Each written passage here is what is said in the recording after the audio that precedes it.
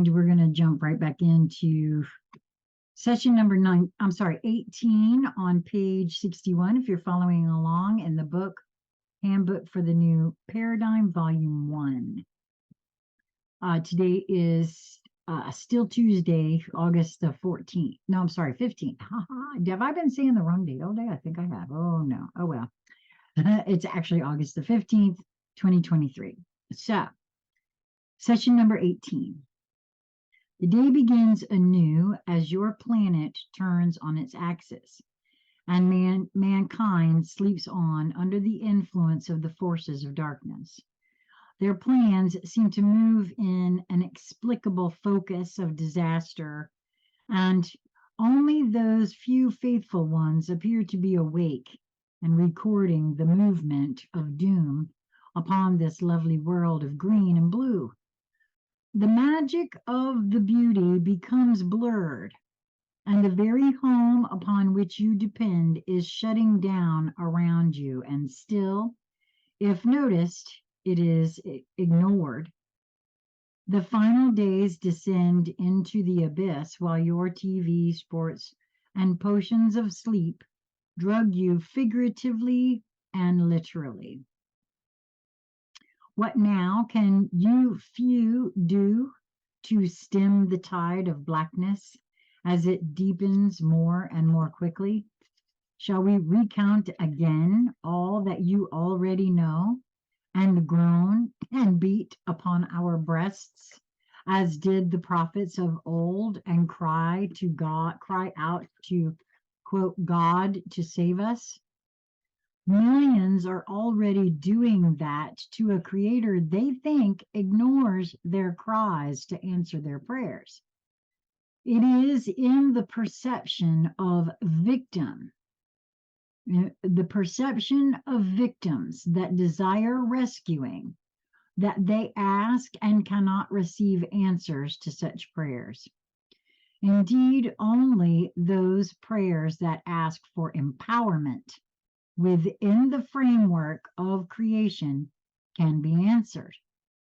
Do you think that the stars stay up in heaven, in your heavens, by casual request of a God being? Indeed not. They are there within the design of balance and mathematical laws that underpin all that is.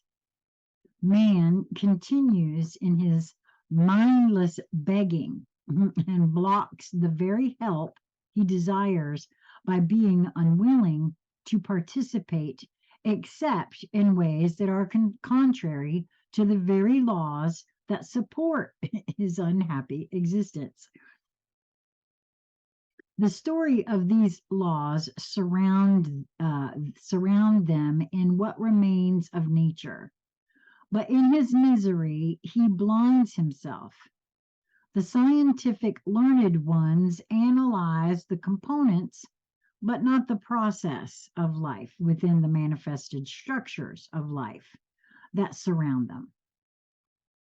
That sort of feels like it's changing in the fact that I've seen a couple of quantum physicists break ranks and begin to write books such as the one that we will be studying soon on the chapter in our book study group by Tom Campbell, My Big Toe, Theory of Everything. He is a quantum physicist. And I think there's another one, Irvin Laszlo, that has come out recently with lots of information about the metaphysical consciousness in general. So I'm going to read that again.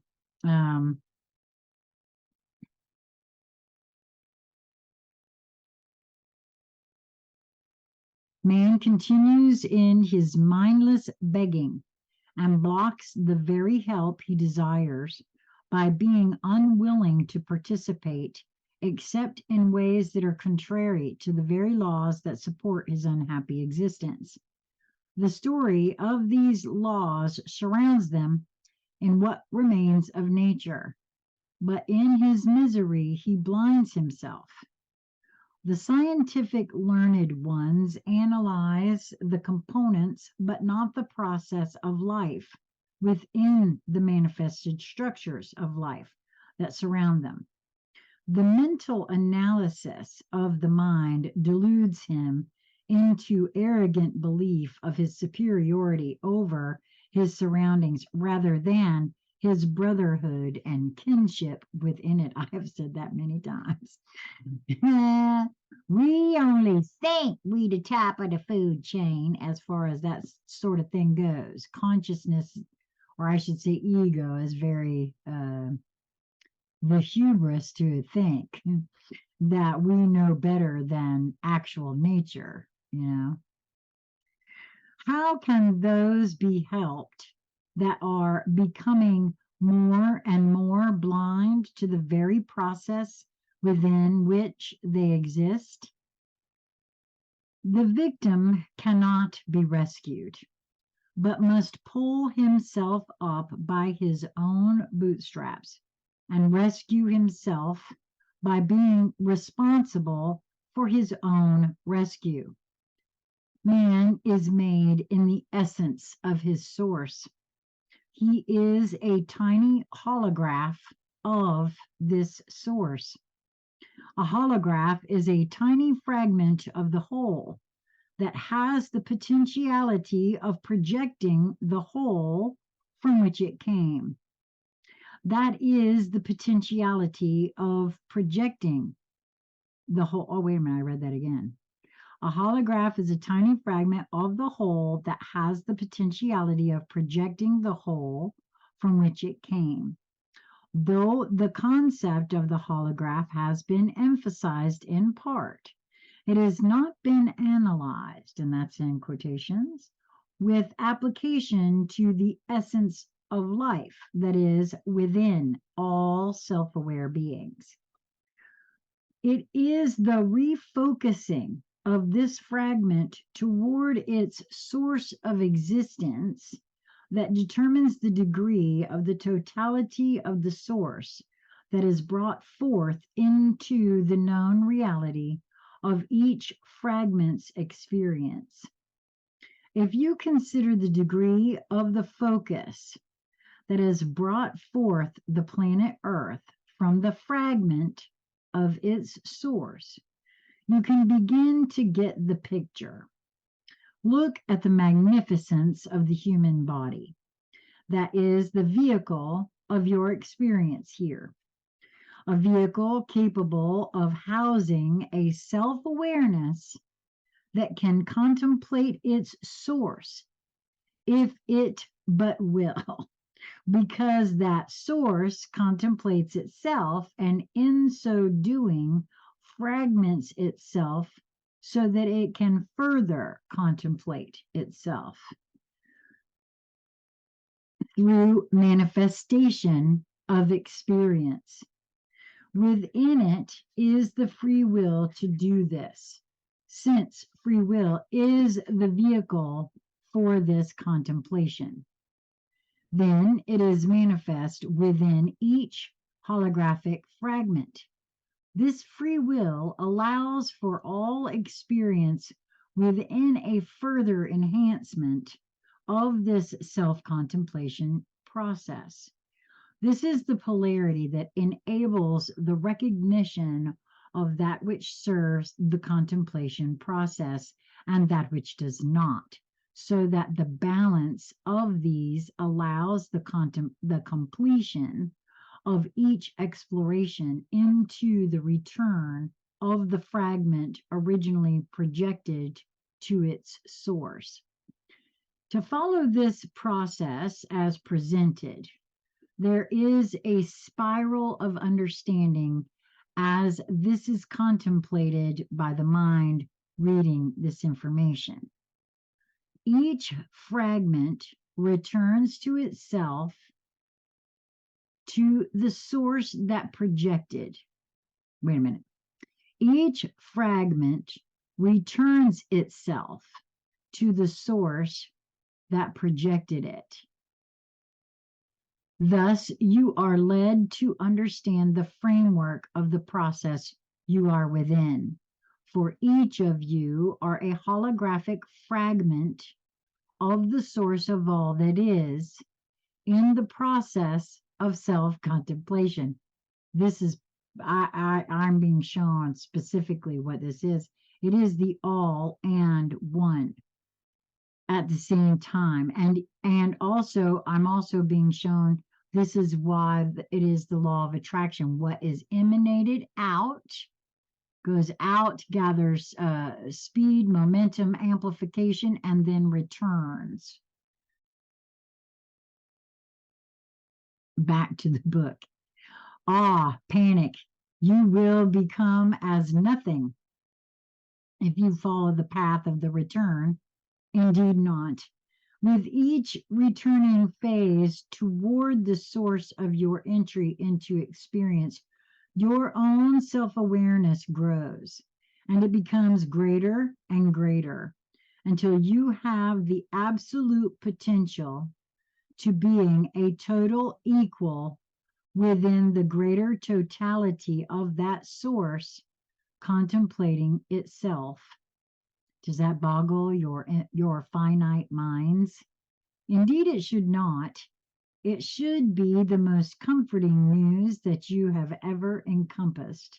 It does feel like that to me. I don't know why, but it just says, could there ever be a brighter picture of your future ever painted?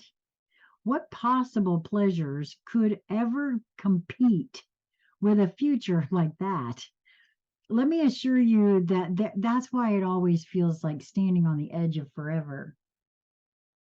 There's no other feeling to compare that to for me that I have access to within this physical vessel. And I've begun to feel that again, like I did when I was participating over in Knoxville, Tennessee. Let me assure you that there are no fleeting pleasures of the body incarnate that can compare with those that await you as the fragmentary self-awareness begins to ascend the spiral of experience toward the ultimate goal. Well, I feel that already in my body, the titillating feeling of that upward trajectory in vibratory resonance, if you will, right?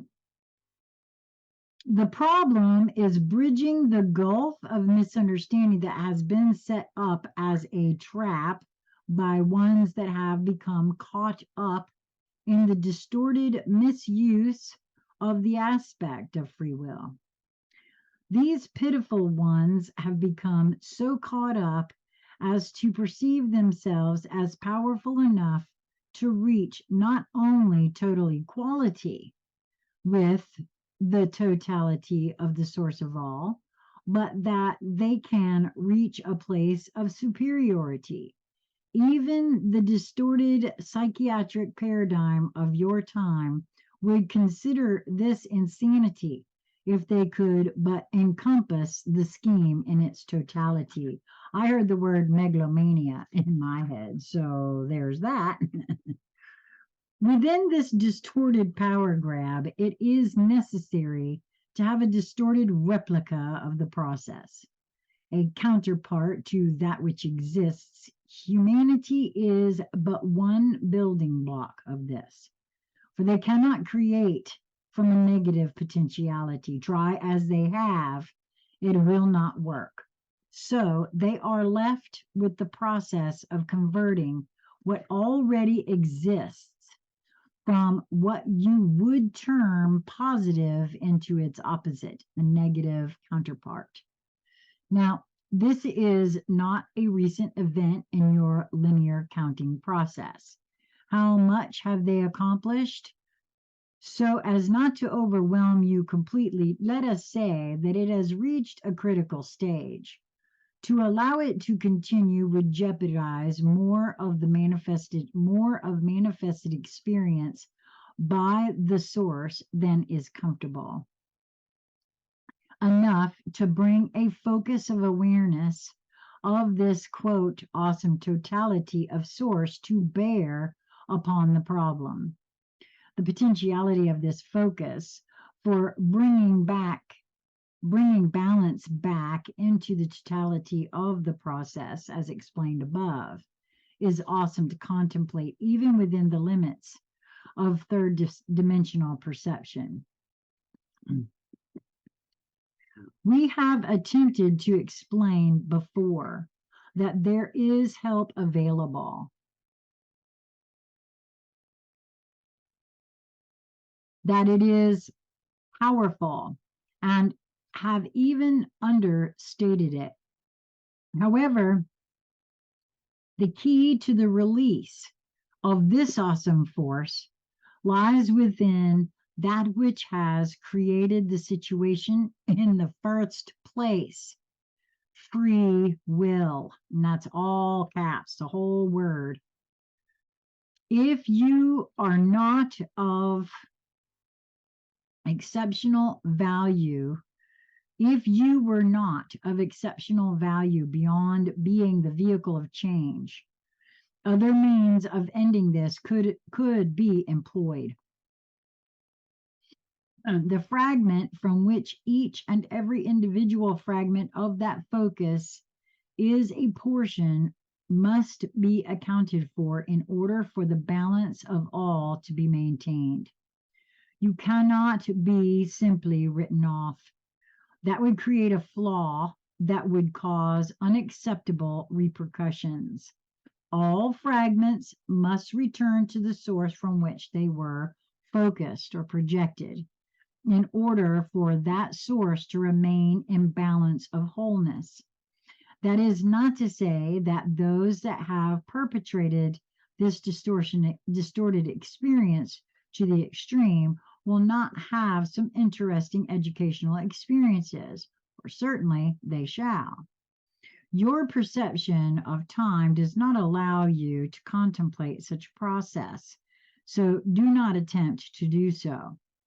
It is important that you gather into your awareness the wholeness of this situation so that you can begin to contemplate the understanding that even those of darkest behavior patterns are valuable to the source that you call God. They are a part of the totality of all that the word source implies. Simply telling you that they are a part of all that is has not brought with it comprehension that encompasses the necessary understanding. And so another approach to it has been attempted here. Back to basics lesson in your vernacular. Let us hope that this has now been accomplished. If not, perhaps the rereading of this will bring it about. It is not that we wish a softening of your attitude toward what is being perpetrated, which would further their negative cause, but that you understand why simply destroying the whole experiment is not an option, or why just messing up their plans is not enough. The source, the big boss, wants it resolved. And who are we to argue?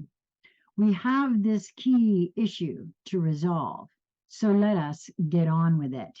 And I'm going to jump right into session number 19 on page 65, if you're following along. Around the world, there is a greater and greater feeling of unrest. The intuitive aspects of each being begin to awaken, for the energy atmosphere of the planet is resonating with the focus of attention placed upon this single planet by the entire galaxy. Your fellow awake and aware co-inhabitants are certainly noticing what is going on here. This is different from the suffocating, direct, manipulative energies that are being diffused upon your conscious awareness. The galactic attention is coming through energies too subtle to be picked up by mechanistic methods in use by those of focused dark intent. The opposition must attain its ends by employing methods of suppression of the natural expansive movement of thought within manifested form. Gee, that sounds a lot like censorship, doesn't it?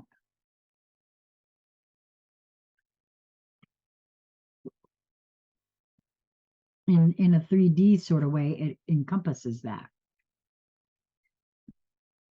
What is flowing into your mass consciousness from the galaxy that surrounds you is of a natural, expansive quality. It is received within the awareness and then follows its expansive nature and arrives exponentially outward into conscious awareness as dreams and sleep patterns that are not restful. The governing factor with regard to the receiving of this galactic message is the degree to which the inner awareness of each individual being has been suppressed. How slow is the vibratory rate of the being? Can it still receive the stimulation of the higher and more rapid vibration of this galactic thought form? This is not a message of condolence that is being sent by sympathetic individuals. That is a trick of the lower dark energies, another of their suppression techniques. Rather, this is a focus of stimulation so that the receptors of light, which hold each in focus, may be returned to greater use. So you begin to see that there are two foci of energy in motion, one of suppression and one of stimulation. We prefer not to use terminology of war here, but it can be noted that the, quote, battle for this planet is already underway, not as depicted with carnage everywhere being created by both sides, but in the claiming and the retaining of soul energies. The one side is planning for many, the other for all. Remember, if one tiny unit of energy is truly destroyed, then the totality of all is lost. The source of all that is expansive in nature. The energy can change form through what appears to be the rise and fall, the birth and death of form. But the energy that is at the very basis of this phenomenon is always present. A polarity always exists within the format of this ever-present energy. However, it does not have to be present in the format of what you perceive as evil, dark forces. That opposite polarity is another subject. What you must understand is that what appears to be the opposite polarity in the experience of planet Earth is an aberration, a distorted use of this polarity in energy. It is the exception, not the norm. The more clearly that you understand what is available to you within the context of this situation, the more easily you will be able to maintain the focus on your purpose within energies that are in motion around and through you. It is easier to succumb to the energies of suppression in some moments of your time than to maintain your focus upon the stimulating energies that are acting within you. The battle is not the battle is not upon the surface of the planet as you have been told, but it is within the individual awareness. And it is, by definition, also within the planetary awareness. It is either understood or misunderstood that within the planetary awareness, the minds of humanity in combination is the conscious awareness of the planet itself. Therefore, the transformation of the planet earned by her through her repeated motherhood of evolving civilizations hinges upon the transformation of her current resident civilization. I question that for myself. I have this feeling that that is not the case, but that could be an experiential filter speaking here, showing through. You can begin to understand that the unity of this evolvement. You can begin to understand that the unity of this evolvement process brings forth the potential for misuse. This inner coagulation of energetic purpose is organized for the process of transcendence. The polar opposite conceived one world suppression rather than planetary expansive transformation into higher dimensional vibratory experience. With the presence of so much heavy energy thought exchange between the planetary inhabitants, mind to mind exchange of conceptual understanding has reached a very low ebb.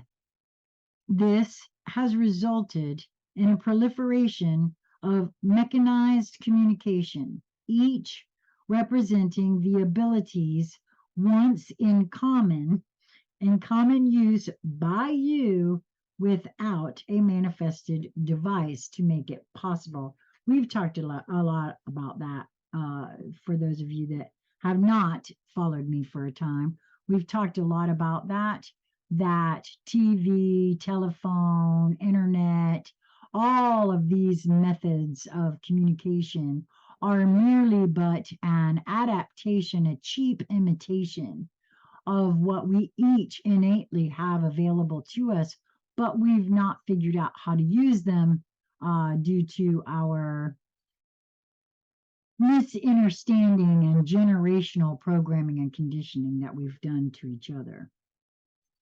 With the rapid advancement of these technologies or devices through the focus on heavy, slow, vibratory manifestation, what appears to be marvelous advancement is indeed quite the opposite. It represents a loss of ability to focus, the formative, expansive use of the power of thought inherent within all creation. Sleight of mind is at work, again, diverting your attention from the potentiality of creating outward from within through the use of the outer mind activity of analysis and manipulation of your manifested reality. I'm sorry, I can't help but hear and see here my feeling about focus and attention, and my taking control of my focus and attention and directing it myself, as that is how we create. And we create in every moment that we move.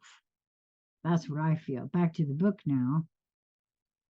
The natural flow would be toward the exploration of the inner awareness and manifesting outward into your realities the greater experiences to be found there. Where do you think the greater people serving ideas come from? Where do you think the greater people serving ideas come? Instead, these are being twisted into people suppressing uses right before your eyes while you fail to observe what is at work. All the while you are watching the show being staged, diverting your attention. So now the fun begins in earnest. You are making your final attempts to reach the inner awareness of as many as possible through the last available use of their technologies. But you are also beginning to join forces with the inner energy stimulation. You too are receiving this stimulation. Indeed, you are like the repeater stations that your radio stations use. You are serving multiple purposes, and you are perfectly aware of doing this within the inner awareness portions of your totality of experience. Trust the process and hold the pole, so to speak. All is far from lost. Welcome to the winning side. Focus and manifest. And that's the end of session 19. And we'll begin next time on session 20. That's it for this one. I hope you, if you are drawn here, I hope that you will like and share this video, this entire series. And please know that I am going to be very soon, probably before I actually start recording volume 2, going to be starting a book club. I would love if you are interested in getting together, reading this together, and discussing it as we go. That is something I want to do. And so you can reach out to me at consciousconversationscentral@gmail.com or sassyseersheila@gmail.com. So until we meet again, I hope that you will continue to move towards that which brings you joy in each moment that presents itself to you. And if for some reason you think you can't, just slow yourself down, kind of look at the situation and see if there's just not another perspective that you might be able to see, sense, or feel that would bring you a higher joy than this way over here. I feel like it is a matter of perspective. Till next time, be well, my friends.